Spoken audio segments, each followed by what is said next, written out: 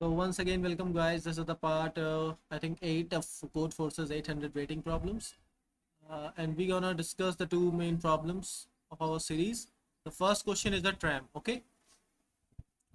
So now here we see the question. Okay.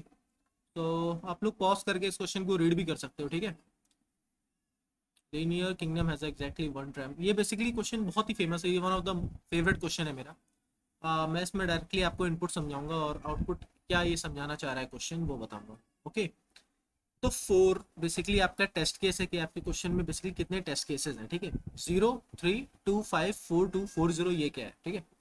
तो 0 आपका left side जो है वो है कि आपके जो ट्रैम या फिर ट्रेन जो भी है उसमें आप कितने बंदे निकल रहे हैं आपके, और जो 3 है वो कितने बंदे चढ़ रहे हैं आपके उसमें ट्रैम में। तो 0 फर्स्ट केस में आप देखेंगे 0 जो लोग हैं वो चढ़े हैं ट्रैम में, फिर नहीं, 0 मतलब बेसिकली कोई है ही नहीं अभी ट्रैम में, ठीक है। अब 3 मतलब कि 3 लोग चढ़े, 2 मतलब 2 लोग उतरे, फिर 5 मतलब 5 लोग चढ़े, 4 मतलब 4 लोग उतरे, 2 लोग चढ़े, फिर 4 उतरे, फिर 0 लोग चढ़े।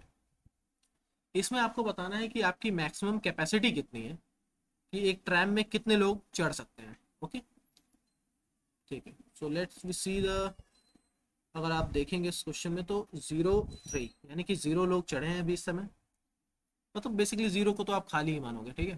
फिर 3 लोग चढ़े हैं, देन आफ्टर 2, 5, 4, 2, 4, 0, ठीक है।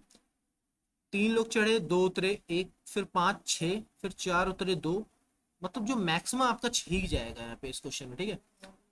5 आप उसमें ऐड करोगे तो 1 + 5 6, फिर 4 उतरे 2, फिर 2 चढ़े 4, फिर 4 उतरे 0, मतलब या तो 4 सबसे मैक्सिमम जो कैपेसिटी आपकी ट्रैम की है वो 6 ही है, क्योंकि 6 से ज़्यादा आप ट्रैम में किसी को बैठा नहीं सकते, मैक्सिमम 6 बंदे ही फिट हो सकते हैं इस इनपुट के अकॉर्डिंग, ठीक है।